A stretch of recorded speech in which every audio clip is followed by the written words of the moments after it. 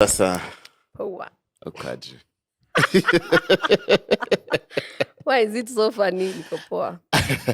I mean, I think this has been a long time coming. I don't know why I've never featured you in this podcast. Because I'm not your favorite person anymore. Wow, but you are. Wow. Should have been the first one. Anyway, here you are. So tell me about your entrepreneurship journey. And I remember when we met, you were selling water. I think at Antonio Soul's event.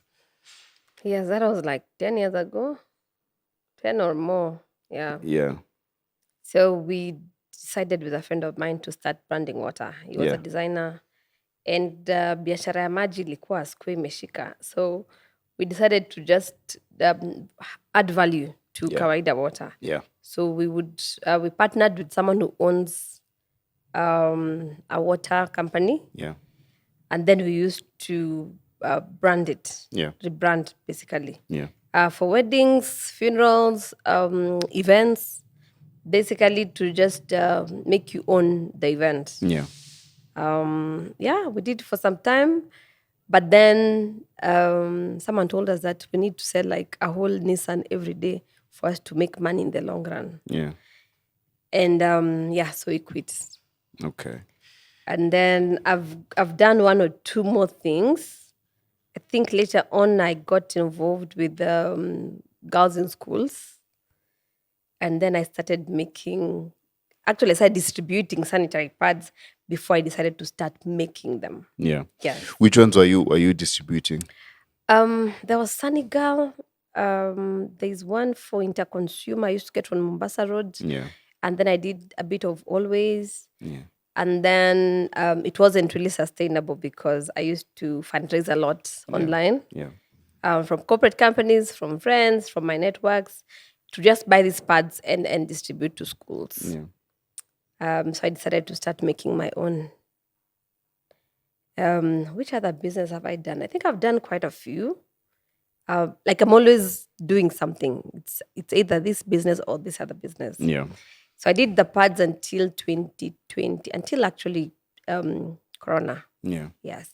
Tell us more about the pads. Why did you start producing your own pads?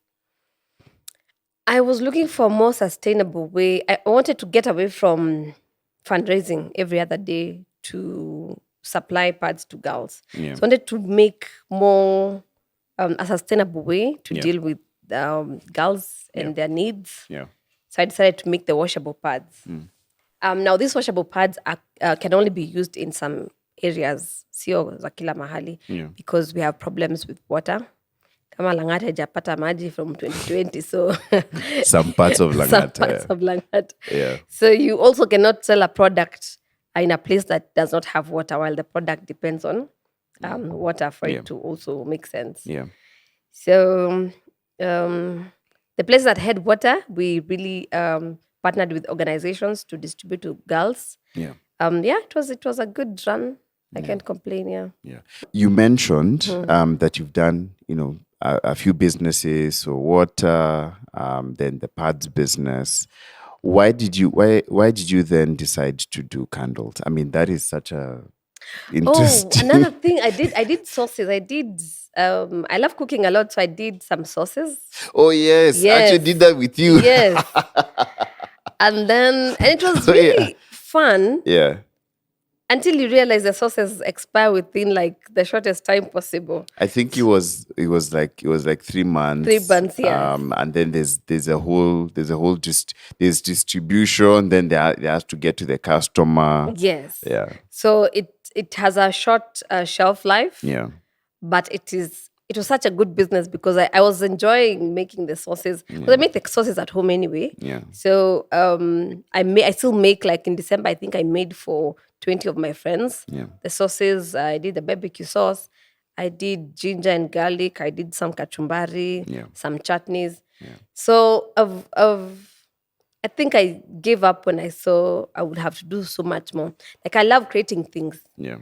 But now when it comes to the aspect of marketing, distribution, logistics, and all that, I'm like, I need 10 more people along the way. Yeah. So I just paused on that business. Okay. So you're asking about the candles. Candles, yeah. So I think what did Corona March?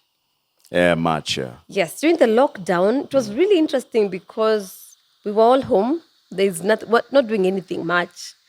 So I was looking to get busy. I'm a lazy, busy person. Like I sometimes I can just chill, but sometimes I need to get active. Yeah. So we would sleep, wake up at 10, would listen to music, watch movies. And then it got boring because what next? We didn't know how long it would last. So I think I did more projects like I started like a kitchen garden. Okay, it's basically a flower bed. And then I decided to foster cats from KSPCA. Yeah. So I can look more important at home. Like I look like I have things to do or someone to take care of. Yeah. So I did the first cat. Actually, I hosted like I fostered 4 cats Yeah. in total, 4 or 6. Yeah, but a lot. So if you are a cat person, you know that kittens smell Yeah. because they don't know how to use the litter. You're training them how to actually use it. So they will poop and pee anywhere. Just like the space that you give them, that is where they'll do their business until you teach them how to use the litter. So at some point, I felt my bedroom was smelling. And then I kept some in the living room, and I felt my living room will start smelling. And this is funny because I have grown up cats, so I don't feel like my house is smelling because they know where to go with their business. So I decided to buy air fresheners, but Yeah. they were not lasting. Yeah. So nikaamua nijitengenezee zangu. So I went to YouTube University and I learned different ways to just make your house smell good. So I learned you can boil water, put cinnamon and some apples. Alafu, the steam will fill the kitchen and the living room. But they were not lasting, they were like quick fixes. So I was looking for something more permanent. And then, yeah, I stumbled on candles. There was a video that was showing us how to make the candles, some room sprays, how to use oils to just tip oils to diffuse in the house. So I decided to make all of them. And that is how I started the business. Tell me about the challenges that you have encountered as an entrepreneur. For instance, I know when you're coming up with the sources, you had to get certification from KEBS, for instance, and other licenses. So tell me about that. So the business environment in Kenya is not conducive for startups. Yeah. Like guys who are starting. Yeah. So there are two kinds of businesses. The side hustle that you can just start from home, where you don't need any licenses. You can sell to your friends and all. There's little room for growth. Yeah. Then there's that one that you want to go legit. As a first timer in business, Yeah. the laws are not good for a small business because you have to get a lot of certificates and licenses from the government. So you'll find that before you start the business, if you want to get KEB certification, you have to show proof that you have a place to work from. You have the fire license, stew health license. Yeah. You need to have so many things. Yeah. So the first one I did, I think I paid 57,000 before I started For the making sauces. Yes, before I started making the sauces. Yeah. So you already are 57,000 shillings down Yeah. before you start making even a single coin. Yeah. Then the other things that are not available in Kenya that you have to like import, and the ones that are available are really, really expensive. So biashara umeanza na negative. So you're playing from -1 kujaribu kupanda juu. For the side hustle has been easier for me. Yeah. Because I work from home, and then you just find friends coming over to my house and they're like, "Oh, your house smells nice. What is that?" "Oh, it's a candle." "Okay, make for me 1 or 2." Yeah. So pole pole, you see like people are appreciating your product and it is not harming them. Yeah. It is not something they have to consume, but you have to go get a health license and stuff like that. So the side hustle and legit business that we are doing are pretty different. Yeah. The legit business, you have to look for funding for growth because utakuwa umeshaanza na negative. Yeah. The side hustles you start at home, you can actually start with as low as 10,000 shillings, but your room for growth will be very limited. Yeah. Tell me about distribution. For instance, I know that you are working with Hardy for the sauces, and now you're working with Anchor Retail for the candles. How is distribution here, and what are some of the challenges that you have encountered? So at first, when I started the candles, I was really excited about selling. Yeah. So when anyone wants a product, niko hapo like, yes, I can deliver even today, even tomorrow. Yeah. But now the logistics. Yeah. Nairobians don't like paying for delivery.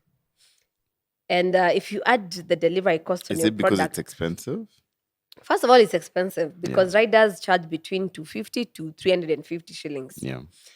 At that point, we didn't have affordable options. Yeah. There was one called Pickup Mtani where they charge 100 bob to go everywhere. Yes, I know it. It's Yes, actually really but great. it is not an effective system because you have to packet the product, send a rider to their dropping point. Yeah. So you'll already have paid the rider to get to the dropping point, Yeah. drop the product, and then the client will receive the product like the following day, but the client will have to receive from the pickup point. Yes. So that is near them. That is near them, yes. So they still have to go. So it's not delivery to the house per se. Yeah. They still have to go and pick it. Yeah. It wasn't efficient for me because I still had to use money to send the package to the pickup station. Yeah. And my work, as a creative, if you're creating a product, Yeah.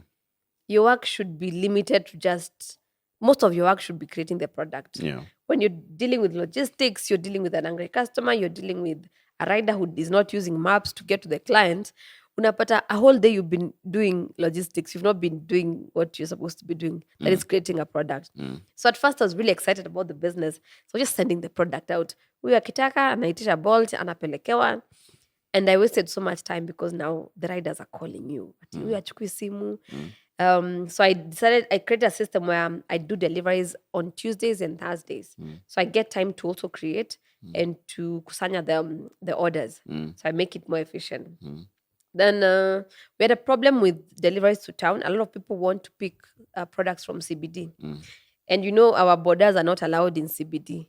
So there is problem number 2. So I had to get a pickup point in town and pay, I think, 3,000 shillings every month. And I just stock my products there. So when a client wants a product, they will have to go to the shop and pick it. What's the name of the shop? Ecom Hub. It's on Kamaitha Street. There are a lot of them in town. Yeah. But this one I felt was more central. It's on Kamaitha Street. The street is not so busy. Yeah. And then it's a very neat place. And then they give you display and they also do the dispatching.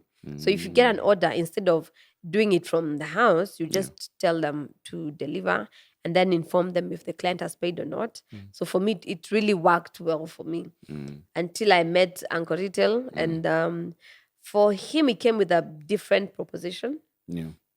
Because he will also market the product for you. So you see, with these others, I used to do all the marketing. Yourself. And then they help with logistics. Yeah. But with the platform, Anchor Retail, he'll do the advertising for you as well as the dispatching. Yeah. So I just make the products and I send it to his shop. Alafu, he does everything for me. Okay, not really everything, but a bigger chunk of what I'm doing. Yeah. No problem. And what can you say is the biggest advantage of being an entrepreneur or being in business?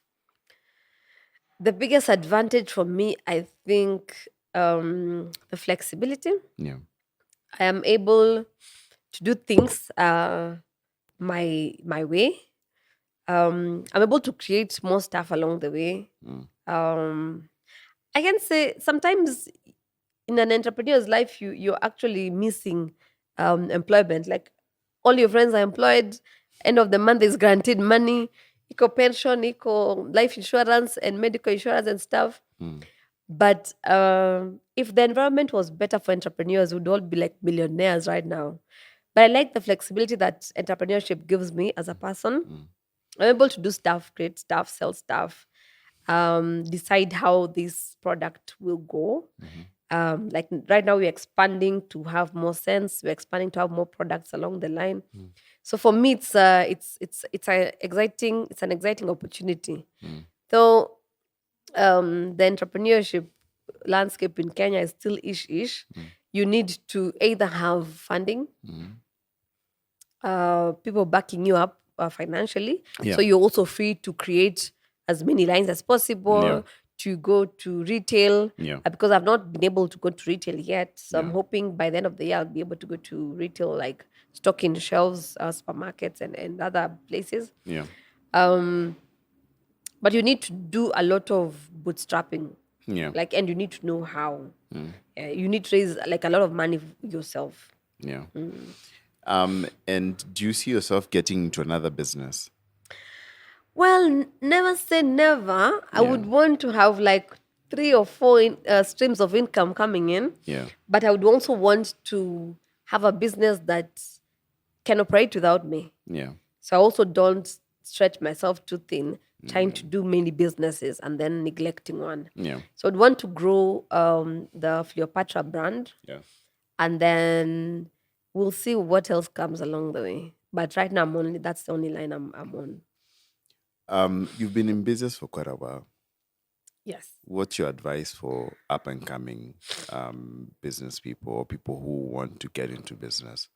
Honestly, or Honestly, I would tell them, stay away from Honestly. business. Stay away from business. Yeah. Business is not for the faint-hearted or people who give up easily. Yeah. But the environment we have, yani kila corner there's something beating you down. Yani you have 1,000 reasons to quit by the time you even get your first product out. So kama you should not start a business just because you don't have a job. Yeah. It will kill your spirit. You need to start a business because you want to do it and you have the willpower to do it. And also some resources. What wanasamanga that you don't need money to start a business. It's a lie. You need a lot of money to start a business. Yeah. Because even the products you're creating, some of them will fail or clients will return some products. Yeah. That's already like a loss. So you need to have money. Yeah. And also you need to know more about your business. Yeah.